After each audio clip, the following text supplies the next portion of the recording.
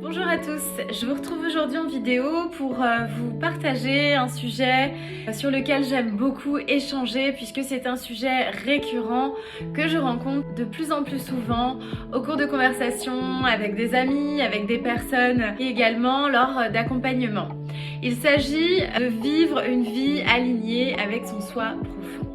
J'ai constaté que c'était un sujet qui revenait de plus en plus, notamment à cause de la pandémie que nous avons traversée ces derniers temps. Il me semble que beaucoup de personnes se sont interrogées sur l'utilité qu'ils avaient dans ce monde et sur leur mode de vie et du coup on a cette dynamique de changement qui s'opère mais qui reste quand même assez difficile chez la plupart d'entre nous. Entamer une transformation n'est pas simple, c'est quelque chose qui doit être progressif et une fois que c'est enclenché, on peut vraiment se retrouver dans une vie qui nous correspond davantage et c'est le but de toute cette transformation. Du coup, ce qui va se passer, c'est que je vais vous partager premièrement mon parcours pour que vous compreniez comment ça s'est fait chez moi, quels ont été les éléments déclencheurs et aussi pour que vous connaissiez davantage si vous ne me connaissez pas. Je vous évoquerai ensuite les différentes raisons qui font qu'il peut paraître presque insurmontable d'entamer ces transformations et en prendre conscience, ça peut aussi vous rassurer et comprendre pourquoi il peut être assez difficile de sauter le pas. Ensuite, je vous partagerai quelques petites techniques que vous pouvez mettre en place dans vos vies pour essayer de faire des points le plus souvent possible sur lesquels vous pouvez commencer à réfléchir afin de vous orienter plus facilement vers ce changement. Puis je vous partagerai une petite surprise à la fin de cette vidéo, donc restez bien avec moi tout au long de la vidéo et évidemment si c'est un sujet qui vous intrigue, qui vous intéresse ou même pour lequel vous avez une personne autour de vous qui vit cette situation, n'hésitez pas à partager cette vidéo pour peut-être pouvoir aider le maximum de personnes. Donc je vais commencer par vous raconter mon histoire et je vais vous raconter comment je me suis construite.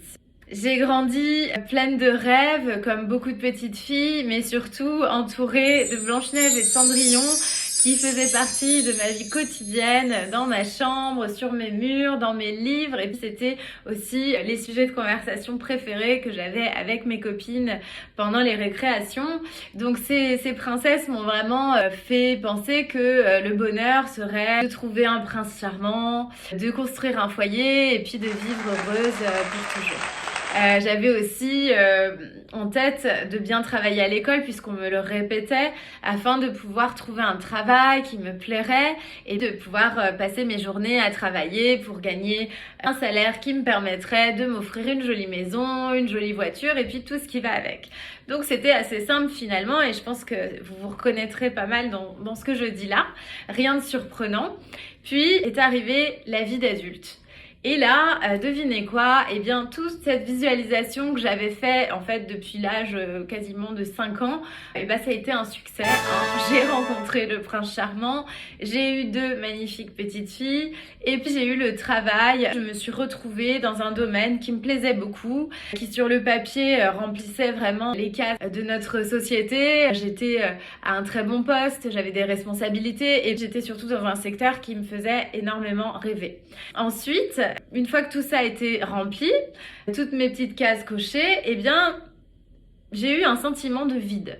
J'ai eu un gros sentiment de vide et je culpabilisais de ressentir ce vide parce que je me disais mais quand même en fait c'est des caprices, tu as tout pour être heureuse donc arrête de te plaindre et arrête.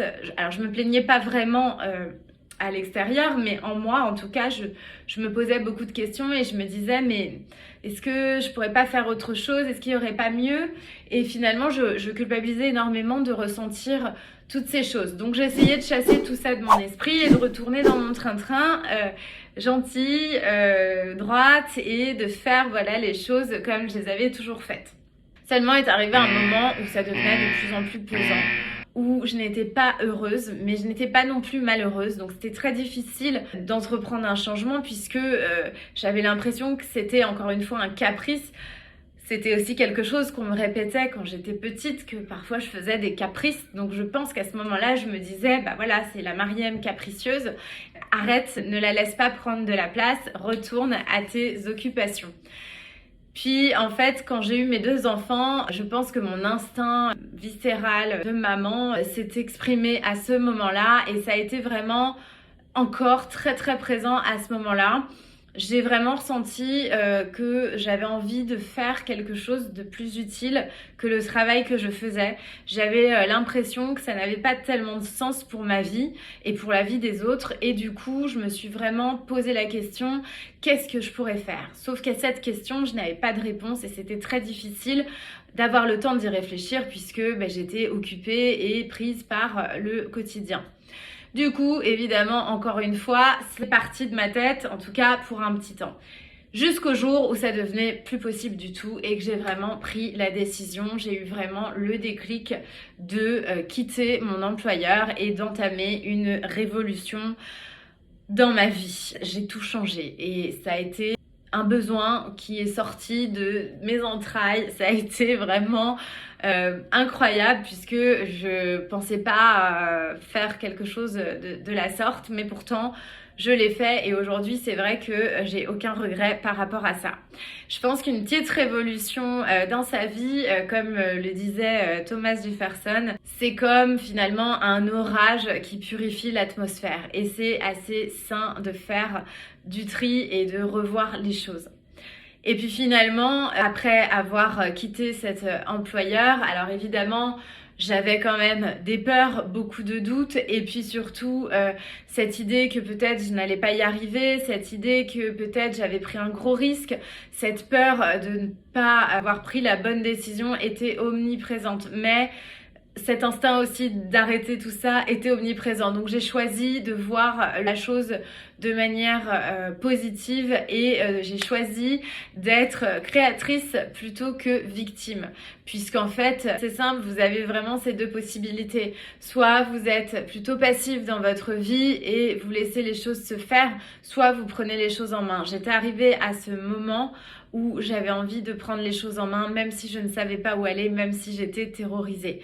Et ça a été une des meilleures décisions, puisque suite à ça, j'ai eu la chance de pouvoir voyager pendant un certain temps, pendant 1 an environ. Je suis partie explorer plusieurs recoins de la planète et pour moi, ça a été une révélation.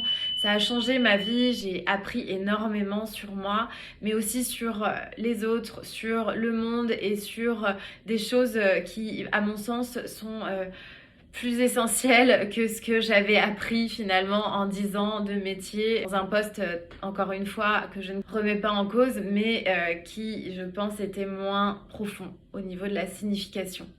Et quand je suis rentrée à Paris, j'ai changé un petit peu toute ma manière de vivre. J'ai eu envie et encore plus le courage d'aller vraiment dans ce qui me faisait du bien.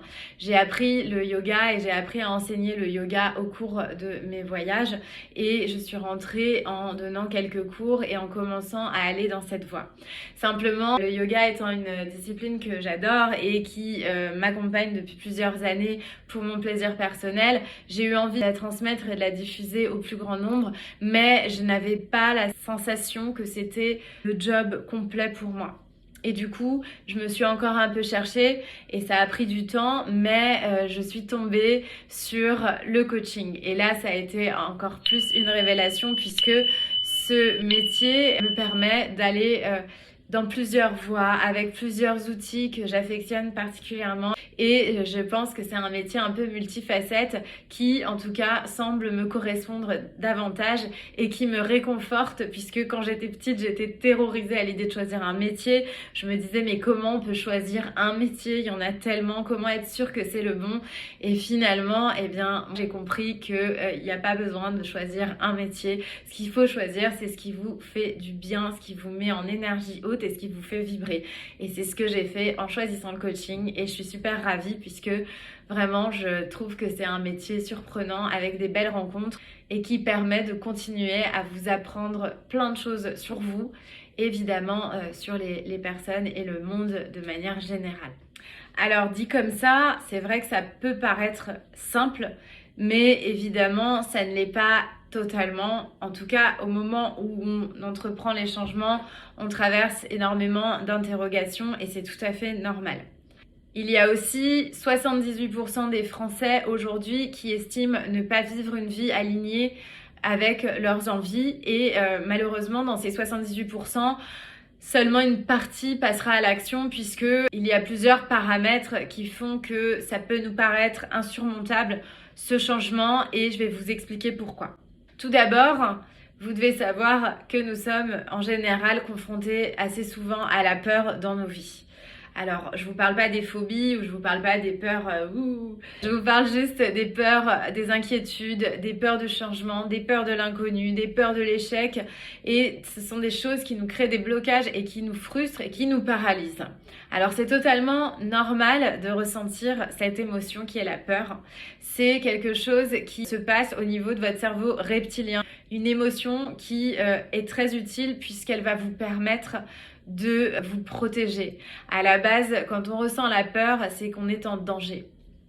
Simplement ici, quand on a peur de passer à l'action pour vivre une vie meilleure, ce qu'il se passe, c'est que cette peur au niveau du reptilien va venir ensuite dans le cerveau limbique, qui est en fait le cerveau de l'affect. Et c'est pas plus mal que cette peur remonte par là, même si c'est assez inconfortable puisqu'on va ressentir la peur un peu plus de manière diffuse dans notre corps. Mais elle va pas rester là puisqu'elle va être emmenée dans la partie du cortical, le cerveau de la raison. Et du coup, cette peur, elle va être conscientisée. Une fois que cette peur, elle est conscientisée, on peut plus facilement la travailler. Donc c'est une bonne chose, même si finalement, le fait qu'elle soit dans ce cerveau de la raison va lui donner une dimension un petit peu plus présente. On va vraiment avoir ça en tête et du coup, ça va nous créer malheureusement des blocages. Mais la bonne nouvelle, c'est que en ayant conscience, on peut la travailler. Il y a aussi une phrase que j'aime beaucoup concernant la peur, c'est tout ce que vous souhaitez profondément se trouve derrière vos peurs. Je trouve que cette phrase, elle fait énormément de sens parce que c'est vrai qu'en général, il faut toujours aller au-delà de ce qui est confortable pour pouvoir être satisfait. Et c'est normal de douter et d'avoir peur de sauter le pas, mais c'est vrai que généralement, une fois qu'on l'a fait, on est super content et satisfait. Donc c'est une phrase que j'aime bien me remémorer quand je suis face à un doute et que je vous encourage à garder avec vous lorsque vous devez prendre des décisions qui ne sont pas simples. Ensuite, il y a une autre chose qui fait que parfois il est difficile de passer à l'action, c'est les messages contraignants.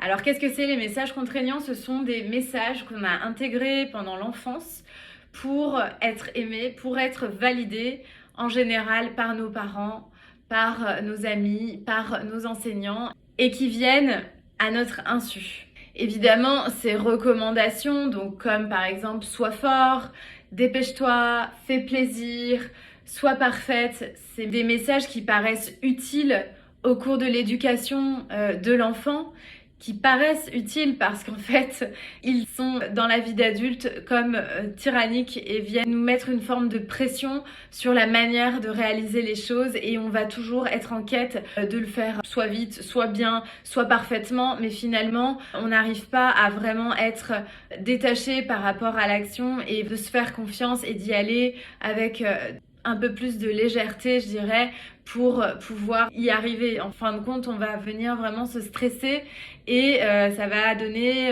beaucoup de frustration. Et du coup, nous nous enfermons dans un carcan persuadés que c'est comme ça qu'il faut agir. On ne s'autorise pas d'autres choses au niveau comportemental. On ne s'autorise pas à être plus cool et plus libéré, plus détaché. Et vient après ça des états de stress intense, des réactions excessives et beaucoup de frustration surtout. Nous avons aussi beaucoup de croyances en nous. Alors les croyances, ce sont des choses auxquelles on croit fortement, dur comme fer. Et ces croyances peuvent évidemment être bénéfiques et on les appellera des croyances ressources, mais malheureusement elles peuvent aussi être très limitantes et dans ce cas, comme son nom l'indique, nous empêcher de faire beaucoup de choses, nous limiter. Je vais vous donner un exemple. Quand j'étais petite, j'entendais beaucoup que dans la famille, on n'était vraiment pas doué avec les chiffres, que c'était quelque chose auquel on était allergique et que ma mère, mon frère, mon père avaient tous eu des difficultés avec cette matière à l'école. Et devinez quoi? Eh bien, quand je rentrais de l'école pour faire mes devoirs de maths, j'avais de gros blocages et j'avais le sentiment d'être nulle, de ne pas du tout comprendre, alors qu'en classe, je me souviens que parfois j'étais assez contente puisque je comprenais la logique mathématique que le professeur était en train de m'expliquer, mais une fois rentrée à la maison, c'était le syndrome de la page blanche, je n'étais capable de rien produire et du coup, je devais me rassurer en me disant de toute façon, dans la famille, on est nul en maths et c'est normal et du coup, toute ma scolarité, j'ai apporté des notes très très moyennes, voire mauvaises en mathématiques. A contrario, il y a une autre croyance sur laquelle je me suis construite et qui cette fois est une croyance ressource et c'était toujours pareil, c'était dans le même contexte à la maison. J'entendais, oui, nous dans la famille, on est très bon en langue. Ça a toujours été une facilité chez nous, que ce soit les générations avant ou mes parents ou mon frère. Et j'ai bizarrement développé de très bonnes capacités linguistiques et j'ai pu être excellente dans les langues étrangères et même avoir une attirance pour tout ce qui a trait aux langues étrangères.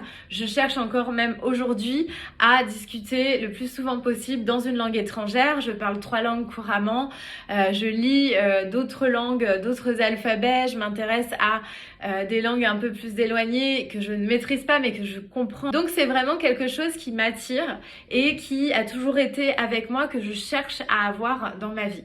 Donc les croyances sont vraiment des choses qu'on croit fort, fort, fort. Et il y a aussi cette phrase qui dit que nos pensées créent notre réalité. Quand vous pensez fortement être bon en langue, eh bien, magie, boum, vous y arrivez.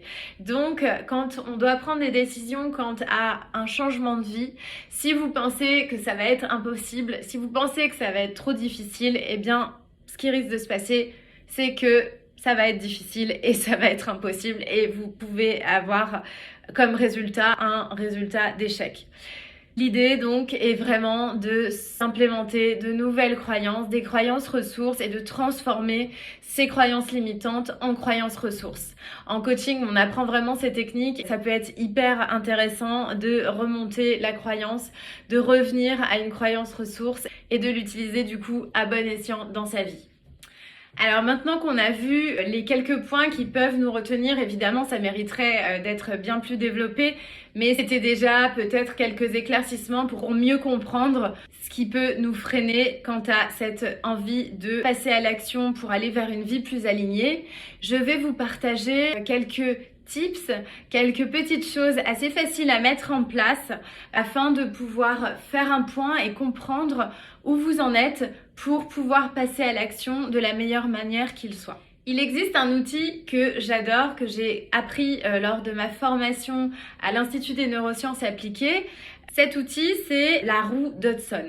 Hudson, c'était un professeur, un coach également, et cette personne a eu l'idée de schématiser les cycles de nos vies, puisque selon la période, nous nous trouvons dans une énergie plutôt haute ou plutôt au contraire basse. Et il est important de savoir où nous sommes pour pouvoir entreprendre des changements à la bonne mesure, je dirais. Cette roue s'apparente aux saisons et je trouve que la métaphore est parfaite puisque effectivement nous restons des êtres humains, nous venons de cette nature et comme la nature, nous vivons des saisons. Lorsque vous vous sentez au top et que vous êtes dans l'action et que vous avez cet enthousiasme pour les choses et que vous êtes donc en énergie haute et positive, vous vous trouvez donc dans l'été. Lorsqu'on est dans l'été, c'est top, on est dans la phase 1 de la roue d'Hudson et on se sent invincible et tout est possible. Si vous êtes dans cette phase-là et que vous avez envie de changer de vie, eh bien c'est le moment, foncez, vous allez être plein de ressources et les choses seront sans doute plus faciles. Cependant, nous ne sommes pas toujours tous à cette période de notre vie et il se peut que nous soyons plutôt dans la phase 2, c'est-à-dire l'automne. Généralement, l'automne survient après l'été, comme dans la nature. C'est un moment où l'énergie va être moins présente et va venir baisser. Donc nous sommes toujours dans une énergie haute mais négative. Et ce moment-là, c'est un moment où on commence à douter, à ressentir de la frustration, on est plus irritable, on peut ressentir même de la colère et se poser plein de questions, se remettre un petit peu en question.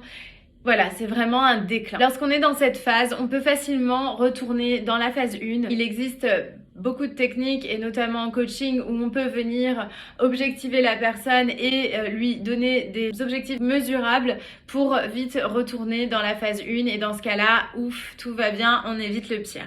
Mais malheureusement, on peut aussi passer en phase 3 et vous l'aurez compris, c'est donc l'hiver.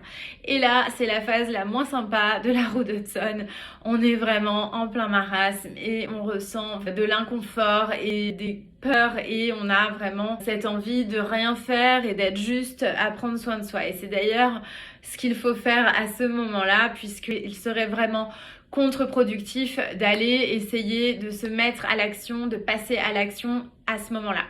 Donc si vous souhaitez changer votre vie ou aller vers une vie meilleure, à partir du moment où vous vous trouvez dans cette phase 3, il faudra vraiment y aller de manière très très progressive et de manière très patiente et surtout de prendre soin de vous en premier. Vous ne pourrez pas obtenir beaucoup de résultats si vous ne vous priorisez pas à ce moment-là. Évidemment, elle n'est pas permanente cette phase puisque rien n'est permanent dans la vie et que tout passe. Donc rappelez-vous aussi cette phrase quand vous êtes en plein marasme parce que ça peut vous réconforter. Vous pouvez évidemment vous sortir de cette phase où vraiment l'énergie est très basse et plutôt négative et vous pourrez vous diriger calmement vers le printemps, une phase où l'énergie reste assez basse mais redevient positive et une phase où vous pourrez expérimenter de nouvelles choses tranquillement, tout doucement, en respectant votre rythme qui va finalement vous ramener dans l'été et ainsi de suite. Alors l'idée c'est de rester le plus longtemps dans l'été, mais ça n'est pas toujours possible. En tout cas, quand vous avez connaissance de ces phases dans lesquelles vous vous trouvez, c'est beaucoup plus facile de savoir comment agir et de savoir quelles sont les choses à prioriser. Évidemment, lors des accompagnements, on vous aide à comprendre et à mettre en place les meilleures choses au meilleur moment pour que tout ça soit facilité et c'est vraiment très chouette à travailler. Il y a une autre chose essentielle à connaître, ça devrait être la base, ça devrait être appris à l'école, c'est les besoins et les valeurs.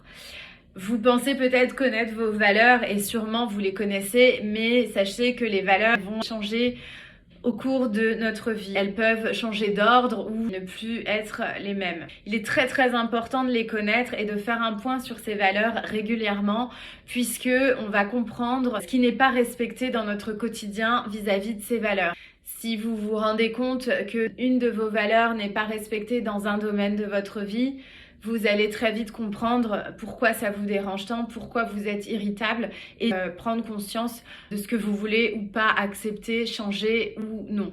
Les besoins sont assez différents des valeurs puisque eux sont des choses qui viennent de l'extérieur vers l'intérieur. Donc ce sont des choses que vous devez trouver dans votre environnement à différents niveaux. Vous avez les besoins fondamentaux, le besoin de survie, de sécurité, le besoin de reconnaissance et puis après plus haut, les besoins de contribuer pour le monde. En fonction de si ces besoins sont respectés ou non, vous serez plus ou moins épanoui et au bon endroit ou en tout cas vous respecterez ce que vous souhaitez profondément. En revanche, si ça n'est pas le cas, c'est là qu'il peut y avoir un conflit et il est intéressant de les connaître, de les revoir et apprendre à les nourrir ou à les arroser un peu chaque jour. Il en est de même pour les valeurs. Les valeurs sont vraiment des choses que vous avez à l'intérieur de vous et que vous souhaitez diffuser à l'extérieur. Si ces valeurs ne sont pas respectées, vous serez forcément en conflit et vous serez frustré, pas à votre place et quoi qu'il arrive, même si vous refoulez toutes ces impressions, tous ces ressentis, un jour ou l'autre, ça ressortira et c'est pour ça qu'il est très très important de les connaître, de les mettre à jour et surtout de les respecter. Un autre point très très important, c'est l'estime de soi. L'estime de soi, ça regroupe 3 points qui sont l'amour de soi, la confiance en soi et l'image de soi. Ces 3 points, évidemment, sont la priorité dans votre vie. Si vous avez une mauvaise estime de vous, vous n'aurez pas confiance en vous ou vous aurez une mauvaise image de vous et du coup, vous aurez beaucoup de mal à passer à l'action puisque vous ne croirez pas en vous. C'est aussi simple que ça, mais au final, on se rend compte qu'il y a beaucoup de gens qui ont une estime d'eux qui est très moyenne. Ça se travaille, évidemment, il y a plein de façons de relever l'estime de vous, mais moi, ce qui me vient à l'esprit, c'est vraiment de vous faire du bien au maximum. On a grandi dans une société qui nous conditionne beaucoup et qui ne nous apprend pas à être égoïste dans le bon sens du terme. Je pense qu'il est primordial de se faire plaisir et de se faire passer en priorité pour pouvoir ensuite être bien et pouvoir diffuser ce bien-être autour de vous. Si vous vous oubliez et que vous essayez de faire plaisir à quelqu'un, en général, ce que vous allez renvoyer ne va pas être ce que vous voudrez envoyer réellement. Et ce, parce que vous n'êtes pas profondément bien à l'intérieur de vous. Il y a plein d'activités que vous pouvez faire, évidemment. Moi, je prône le yoga et la méditation, mais à vous de trouver ce qui va vous animer, ce qui va vous faire vibrer. Ça peut être vraiment plein de choses. Ça peut être créatif, écrire, dessiner, jouer de la musique, vous balader dans la nature, vous balader en forêt, faire du cheval et j'en passe. Vous savez mieux que moi ce qui vous anime. L'idée, c'est de s'imposer chaque jour un petit moment pour soi. Ça peut être 10 minutes, 15 minutes dans sa journée. On peut toujours les trouver. C'est vraiment quelque chose d'assez simple à mettre en place et de nécessaire pour pouvoir vous sentir bien et avoir une bonne estime de vous. Et n'oubliez pas de toute façon que vous serez toujours parfaitement imparfait et que de montrer votre vulnérabilité peut aussi révéler votre puissance personnelle. Nous sommes tous des êtres humains, nous avons tous des difficultés parfois et c'est ok. L'important, c'est de ne pas se flageller et de ne pas avoir une parole difficile envers soi-même. On dit aussi que si on parlait comme on se parle à nos meilleurs amis, nous n'en aurions pas. Donc gardez beaucoup de bienveillance avec vous, écoutez-vous, respectez-vous et aimez-vous surtout. Donc en résumé, on a pu évoquer ces points qui nous empêchent d'avancer, qui nous bloquent et qui nous parasitent et comprendre l'origine des peurs, de ces croyances, de ces messages contraignants versus ce qui peut au contraire nous aider. Une fois qu'on a identifié nos blocages, on peut se servir de beaucoup d'outils. Il y en existe évidemment plein d'autres, on pourrait parler de ça pendant des heures et c'est là toute la magie des accompagnements ou même juste des échanges entre êtres humains. On peut s'apporter plein de clés pour s'aider dans ce genre de transformation qu'on souhaite entreprendre. Et ce que je pense qu'il faut retenir, c'est que vous avez toujours la possibilité de faire plus, d'ouvrir le champ des possibles et d'aller là où vous le souhaitez.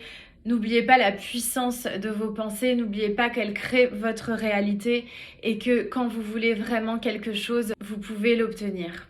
Je vais finir par cette phrase que j'aime beaucoup, parce qu'elle est assez simple et elle résume très bien tout. C'est une phrase qui est extraite d'un livre sacré. Cette phrase dit « Le monde a été créé pour toi ». Je trouve que cette phrase est belle puisqu'elle montre que chaque individu a quelque chose à apporter à ce monde et que quel que soit ce que l'on choisit de faire, personne d'autre que vous ne pourra faire ce que vous avez fait, que vous avez tous votre pierre à apporter à cette transformation déjà à votre niveau puis au niveau collectif.